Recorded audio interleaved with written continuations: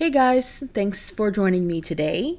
I know it's been a while since I have posted a new video. Sorry about that. I've kind of been dealing with some personal things. So I'm back now. But today, as you might be able to tell from the title, I am going to be talking about CPTSD and kind of what that means in general, because a lot of people may not understand the difference between CPTSD and PTSD, and the way that it affects me as a survivor of narcissistic abuse. And I'd be curious also to know how it's affected you if you are a survivor of narcissistic abuse as well. So, first off, the difference between PTSD and CPTSD, the big difference is technically CPTSD doesn't exist in the world of diagnosing problems, I guess. So in the DSM, it's not recognized as an actual diagnosis yet. Hopefully, with amazing people coming forward and talking about this as an actual, problem within the mental health world, hopefully it will be something that will be recognized and not just put under the umbrella of PTSD. So the differences between PTSD and CPTSD. PTSD, as you may know, it's kind of associated with like soldiers who are coming home from battle. But that's not the only people that would have PTSD, excuse me. So people who have been in really bad accidents have gone through traumatic experiences. It's kind of like a one and done thing, or a short period of time. So it may be like you've been in a bad car accident, so you are triggered by loud noises, or even be triggered by getting into a vehicle. That could be something. Whereas CPTSD, it's more of a mental kind of a internal thing that you may not even realize that you've got, because it's not always so in your face. It's not like you'll hear like a car backfire and you hit the deck. It's not like that. It's more of an emotional type deal. So Pete Walker has a book called CPTSD From Surviving to Thriving, which is a very good book, and I think I've recommended it on here before on my maybe a previous or a couple of previous videos. But he kind of talks about what it is and how to deal with it. So I recommend, I'm not going to go into full detail about that because I want you to get the book. I think it's really good. But he describes it as emotional flashbacks. So this could be, say you have a significant other and they're not abusing you, but it may be something in their tone of voice that reminds you of your former abuser. It could be even seeing a commercial on TV that is about families or something like that. And you get triggered that way because it's like something that reminded you of, the way that someone may have done something to you, or the way that, even that they didn't do something, if it's a loving family or whatever. If you are like still living with your abuser, it could even be just the way that a coworker or friend looks at you. I've heard people even say that. It's just something that will trigger you to have an explosion of overwhelming emotional feeling. And usually it's a negative thing. And usually you can only have CPTSD if you've been in a situation that is ongoing. So, years of abuse, or, it's more than just the one time. So that's what complex complex post-traumatic stress disorder is. So basically, long story short, too long didn't read. PTSD is one or a short period of time of trauma, and CPTSD is ongoing or longer period of time, over and over. So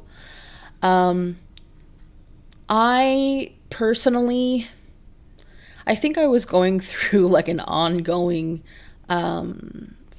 emotional flashback for years on end, like years back, my 20s, because it was just, I didn't know what it was, so I didn't know how to deal with it. I didn't know how to ground myself or bring myself back down, and I just felt overwhelmed all the time. Even if things were okay, it's almost like I was like retriggering myself, with the negative self-talk and things like that. The more education that I've come across now, the better I'm able to kind of cope with negative self-talk. I don't really do it anymore, thank goodness. I'm really cognizant of what I say to myself and how I treat myself. I just kind of started practicing, and it's become a habit. So I'm really happy about that.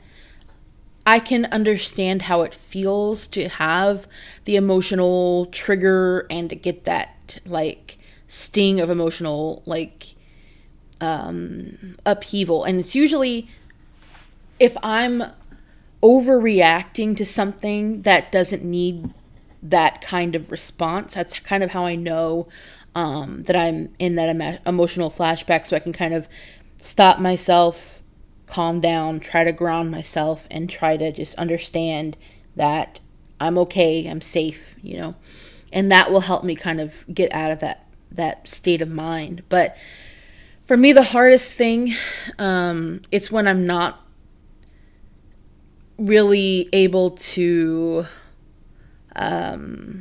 control it. And I think that's when I dream. So when most of my dreams involve my parents, and my parents, of course, are my abusers.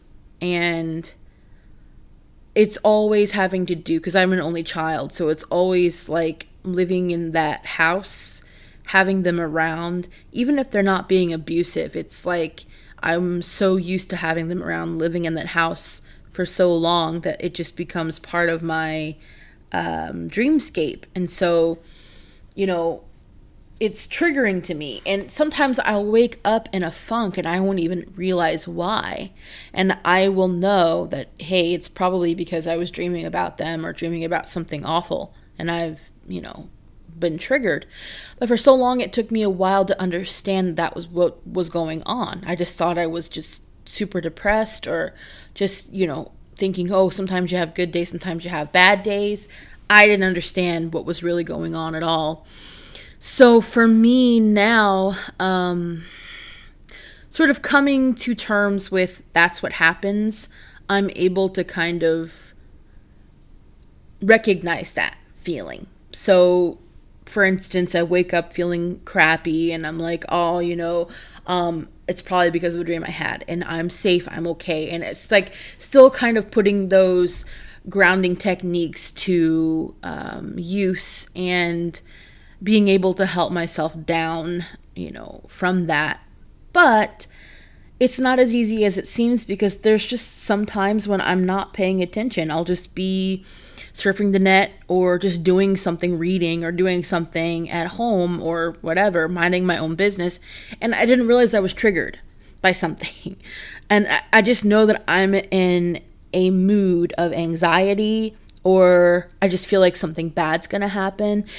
I can only describe it as the feeling of uneasiness that I would have around my parents, specifically around my father, as if, oh, things are going okay now, but something's wrong. Something's going to happen. What's going to happen? And I know that that's me feeling triggered. So for a while, even up till maybe a couple months ago, it took me really being aware of myself and really checking in with myself on what's going on. Why am I feeling this way? Everything's okay. my life's okay. I'm taking care of myself. I'll be all right. Everything's going good. Should be happy, or should be at least, if not happy, satisfied with what's going on. Yet I'm feeling this way. So what's going on? And I kind of figured out that I'm probably, triggered or in an emotional flashback. And that's as sneaky as it gets. And I don't think people realize that it can be as sneaky as that. I think when people feel having a flashback, it should feel overwhelming. It's not always the case. Even if you feel like you're in a little funk, or you just woke up on the wrong side of the bed, it could be something like this. So something to think about. I feel like for myself, ways to kind of stop this from happening, it's really journaling, and just checking in with yourself and taking care of yourself. I know I talked about self-care before, and I still want to have a video about, self-care, ways you can do it, and things to maybe try. But, I think that taking a shower, making sure that you're fed, making sure that you feel good in every way possible. And also, maybe even doing mirror work, like when you get up in the morning, hey, how are you doing? I'm glad that you're up. Are you feeling okay? And throughout the day, just taking note of how you feel. Are you feeling shitty? Are you feeling okay? Are you feeling grumpy? Are you hungry? Are you thirsty? Doing those things that your abuser wouldn't have done for you. Or if they did, it was because they were being too overbearing and they really didn't care about you. It was just more about, how they felt about you. So, I think for me, I have to keep in the present. It's so easy to fall back into the past or the future, being anxious. Oh, are they gonna know where I am? Oh, is this person spying on me and gonna tell them what I'm doing? All these different things, it's not helping me at all.